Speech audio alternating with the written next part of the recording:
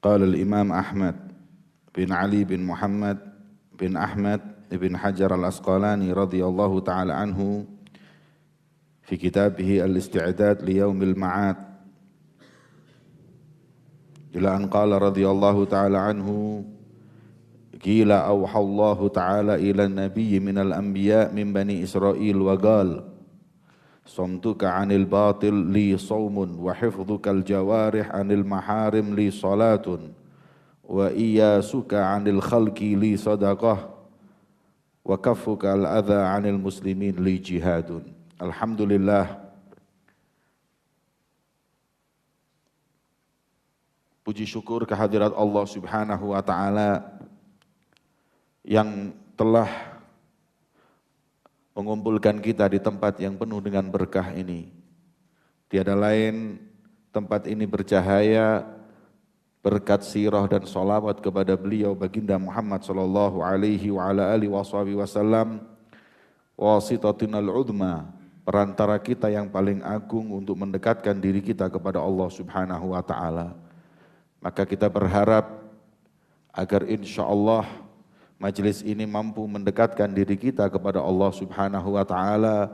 Majelis ini menambah kecintaan dan mutabaah kita kepada beliau baginda Muhammad sallallahu alaihi wa ala alihi wasallam. Apabila kita mendengar dan membaca kalam orang-orang yang mulia akan melunakkan hati kita, maka bagaimana kalau kalam yang kita baca adalah kalam Nabi kita Muhammad sallallahu alaihi wasallam, yaitu hadis dari hadis beliau baginda Muhammad sallallahu alaihi wasallam. Fa insyaallah hati kita semakin cerah, hati kita semakin bercahaya, hati kita semakin dekat dengan Allah dan Nabinya Muhammad sallallahu alaihi wasallam.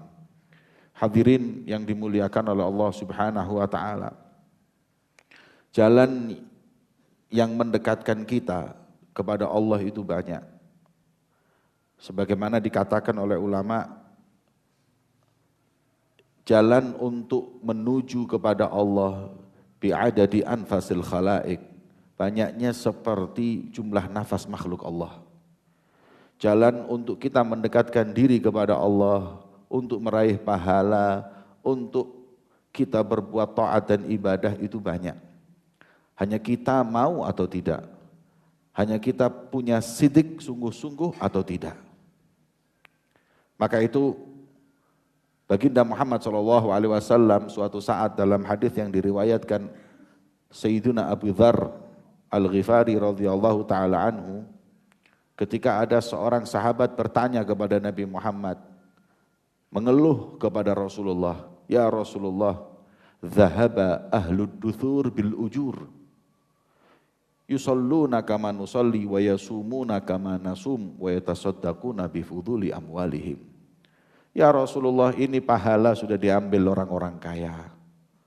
Karena mereka orang-orang kaya salat seperti kita salat, puasa seperti kita puasa. Tapi mereka bisa bersedekah dari kelebihan harta yang mereka miliki. Mereka orang-orang kaya diberi oleh Allah Subhanahu wa Ta'ala kemuliaan. Kita kalau enggak kaya, enggak punya uang, kita cuma bisa sholat, cuma bisa puasa. Terus kapan kita bangun masjid? Terus kapan kita membuat sumur? Terus kapan kita membangun sekolah? Kapan kita membangun pondok?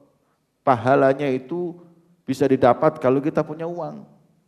Maka kita ini enggak kebagian apapun kecuali sholat dan puasa ya Rasulullah. Kemudian baginda Muhammad SAW beliau menjawab, wahai sahabatku, awalaisa qad ja'alallahu ma tasaddaqun, bukankah Allah Subhanahu wa Ta'ala telah menjadikan beberapa hal seperti kalian bersedekah?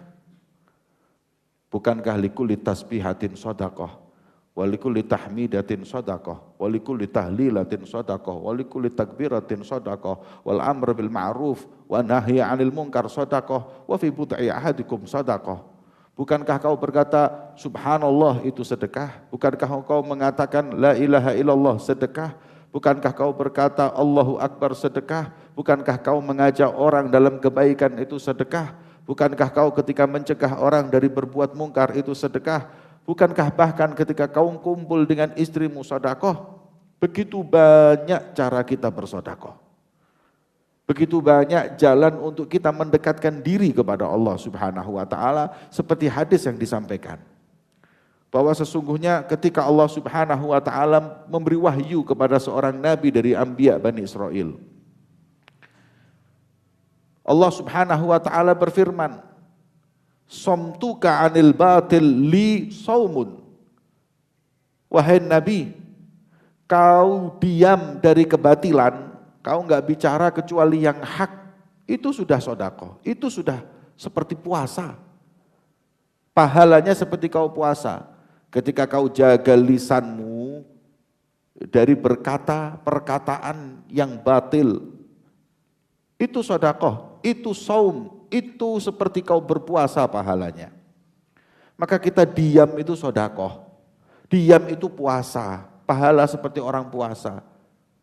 Kenapa? Karena kita menahan diri kita dari perkataan yang batil. Karena saum itu artinya imsak, menahan.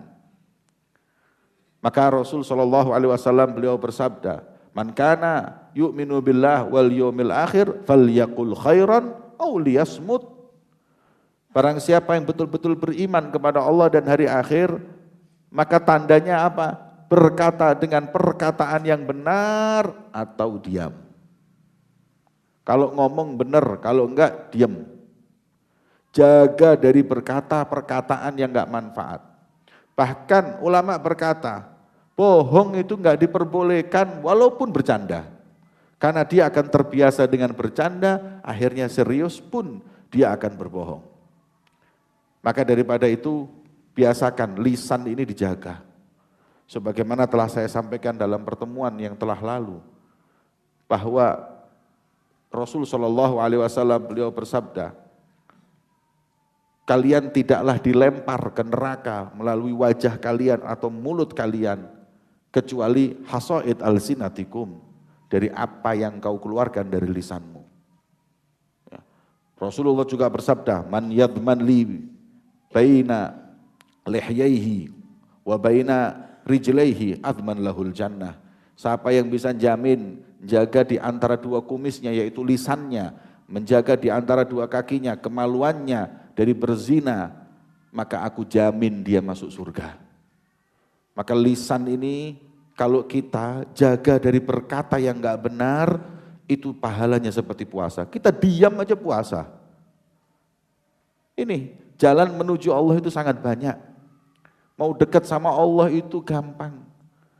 Maka itu zikir tadi sedekah, diam dari kebatilan adalah puasa. Kemudian Allah Subhanahu wa taala berfirman, wa hifdzukal jawarih 'anil maharim li salatun. Kau jaga tanganmu dari maksiat, jaga matamu dari maksiat, jaga telingamu dari kemaksiatan. Enggak mau lihat yang haram, enggak mau dengar yang haram, enggak mau berbuat yang haram. Buatku itu sudah pahalanya seperti kau sholat. Sholat bukan cuma ketika kita itu harus sujud, ruku, itu betul itu sholat. Tapi ketika kau jaga tanganmu, kakimu, matamu, telingamu semua dari kemaksiatan, dari yang diharamkan oleh Allah, itu sudah kau seperti melakukan sholat. Berarti diamnya kita, menjaga badan kita ini sudah pahala sholat. Padahal sholat itu sudah paling afdolnya ibadah. Ibadah badaniyah paling afdol itu sholat. Kau bisa meraihnya asal dengan syarat jaga telinga, jaga mata, jaga semuanya, tangan dan kaki dari maksiat kepada Allah. Mata dari memandang yang diharamkan oleh Allah. Ini penting. Mata dan telinga sebagaimana yang dikatakan Imam Haddad. Ya. Sebab rusaknya hati ini karena mata dan telinga. Ini paling penting dua hal ini. Inna sam'a wal basara kullu ulaika kana anhu mas'ula.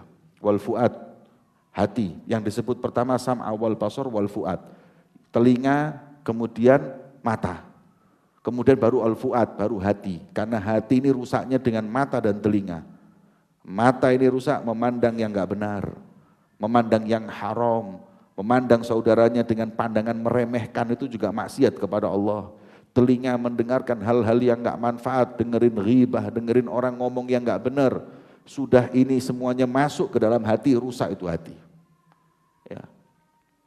Maka itu Rasul SAW dalam suatu hadis beliau mengatakan kullu ainin bakiyatun yaumal qiyamah, semua mata nanti akan nangis di hari kiamat. Hari itu menegangkan, menakutkan, semua mata akan nangis. Di antara mata illa, ada istithna. Mata mana yang enggak menangis nanti di hari kiamat? Ainun sahirat fi sabilillah, mata yang di dunia ini dipakai begadang di jalan Allah, thalabul ilm.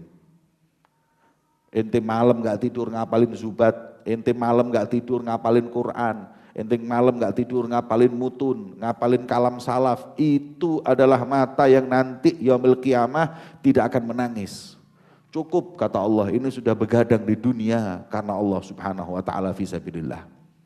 Kemudian mata yang kedua termasuk di antara wa ainun ghaddat limaharimillah. Mata yang dipejamkan, mata yang dialihkan pandangan ketika melihat sesuatu yang diharamkan oleh Allah Subhanahu wa taala. Maka kalau kita bisa menjaga mata kita, kemudian bagai telinga, duduk majelis, kalau sudah orang ngomongnya enggak karu-karuan, ceritanya enggak benar, berdiri. Ini telinga, ini bahaya, ini ngerusak hati ini. Jangan disangka bahwa telinga ini enggak kaitan dengan hati. Maka itu dijaga. Kalau kau bisa menjaga ini maharim dari tempat yang haram, kau dapat pahala seperti puasa. Seperti kau beribadah, sholat, seperti kau sholat, berbangun kau dan sholat. Nah ini pintu menuju kepada Allah Subhanahu wa taala. Wa iyyasuka 'anil khalq li shadaqah. Dan engkau putus asa dari makhluk, buatku itu sedekah. Maknanya kau enggak butuh makhluk itu sedekah. Fahmu itu sedekah. Enggak berharapmu dengan manusia itu sedekah. Ya. Manusia ini kadang-kadang selalu bersandar dengan manusia. Sandar dengan makhluk. Orang kalau sudah bersandar sama makhluk, dia akan kecewa. Kata Sayyidina Ali, aku sudah mengalami beberapa bentuk kekecewaan dalam hidupku, tapi yang paling pahitnya kekecewaan adalah ketika aku bersandar dengan makhluk. Karena pasti kecewa. Kalau mau bersandar itu sama Allah. Allah itu zat satu-satunya yang paling rahmah, yang paling kasih sayang, yang paling lembut kepada hambanya. Manusia, kita baikin sekali, kita baikin 2 kali, 3 kali, kita sakitin sekali, udah selamanya kita gak dipercaya. Tapi Allah Subhanahu wa taala dikasih mata kita buat maksiat. Ini kasih mata buat baca Quran sama untuk lihat kebesarannya Allah, kita pakai maksiat. Telinga kita dikasih sama Allah untuk dengerin Quran, untuk nuntut ilmu, kita pakai untuk dengerin ghibah. Tangan yang dikasih sama Allah untuk nulis, untuk baca Quran, untuk pegang Al-Quran, kita pakai untuk berantem. Kaki kita pakai untuk jalan, bukan ke masjid, malah ke tempat-tempat yang haram. Ini Allah kasih semua untuk taat, kita pakai untuk maksiat. Itu bertahun-tahun. Tapi subhanallah, pintu taubat enggak pernah tertutup. Kalau manusia tersebut taubat, dibuka pintu taubat dan diampuni oleh Allah Subhanahu wa taala. Ya ibadi, wahai hambaku, kalian ini innakum tukhti'una bil-laili wan nahar. Enggak malam, enggak siang, kau ini berbuat salah. Kau maksiat, enggak malam, enggak siang. Tapi terus apa kata Allah? Setelah mengatakan innakum tukhti'una bil-laili wan nahar, wa ana aghfiru dzunuba jami'an fastaghfiruni. Coba lihat. Allah berfirman, tapi aku ini zat yang mengampuni dosa hamba apapun dosanya. Fastaghfiruni, maka mintalah ampun kepadaku. Niscaya aghfir lakum, aku akan ampuni dosamu. Maka itu kalau mau bersandar, bersandar kepada Allah. Jangan bersandar kepada makhluk. Kalau kau sudah ada istighna anin nas, enggak butuh dengan manusia, perbuatanmu itu seperti sedekah.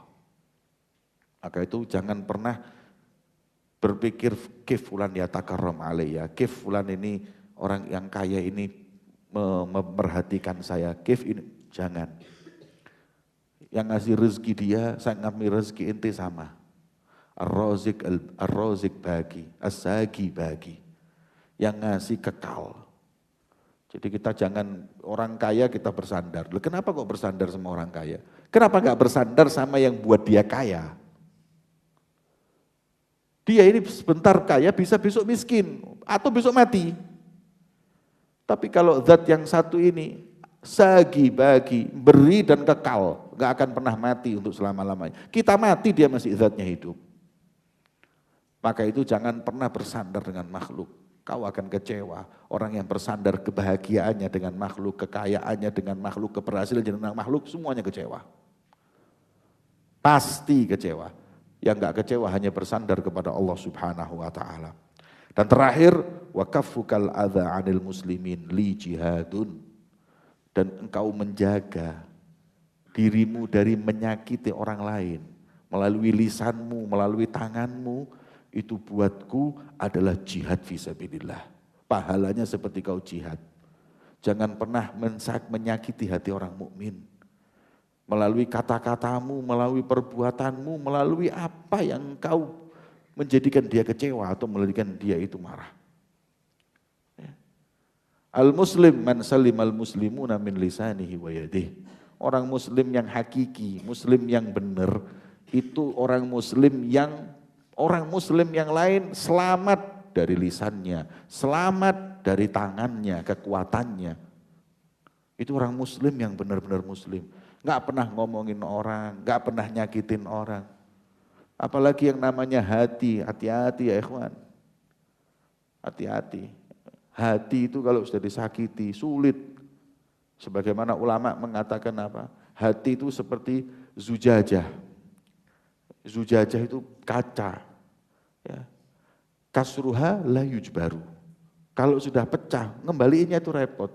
Pecah itu harus diganti. Tambal-tambal itu nggak bisa. Maka kata-kata kalimat ini kalau sudah keluar nyakiti hati orang, bahaya.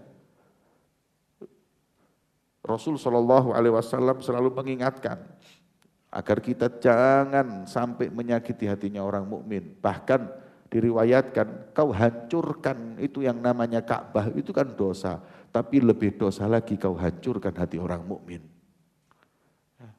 Maka dikatakan di sini kalau kau jaga dirimu dari tidak menyakiti orang, tidak menyakiti tetangganya, tidak menyakiti orang tuanya, tidak menyakiti saudaranya, selalu memilih untuk tidak menyakiti. Maka yang seperti itu jihad fisabilillah. Pahalanya seperti kau jihad di jalan Allah. Maka ini semuanya Allah Subhanahu wa taala berikan pahala ini, pahala sholat, pahala puasa, pahala sodakoh, pahala jihad. Ini semua diberikan oleh Allah bukan ketika kau puasa saja, bukan ketika kau jihad saja, tapi dengan amalan-amalan ini pun kau bisa meraih semua pahala tersebut. Ya. Maka intinya kalau kita ahli sholat, kemudian kita nggak jaga maksiat, nggak jaga diri kita dari maksiat, kemana perginya sholat itu? Mending sholat cuman sholat yang wajib ditambah yang rawatib yang wadhab alaiha Rasulullah muakkadah itu aja nggak lebih, tapi kau jaga dirimu dari maksiat, itu sudah sholat, pahalanya sholat, itu lebih afdal. Puasa Ramadan aja sudah. Cukup wis Ramadan, enggak usah Senin Kemis, enggak usah sud, ayamul bid, enggak usah. Cukup kau puasa Ramadan, sisanya jaga lisan dari bicara yang batil. Itu lebih afdal.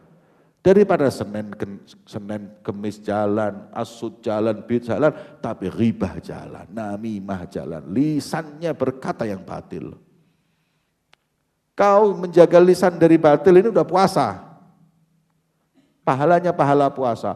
Apalagi sudah ahli som, ahli puasa, Senin Kemis jalan, sud, kemudian Ayyamul Fadilah, hari-hari yang mulia seperti Rajab, kemudian Sya'ban, kemudian Asyura dan lain-lain kau lakukan, plus kau jaga lisan, istimewa. Sempurna itu.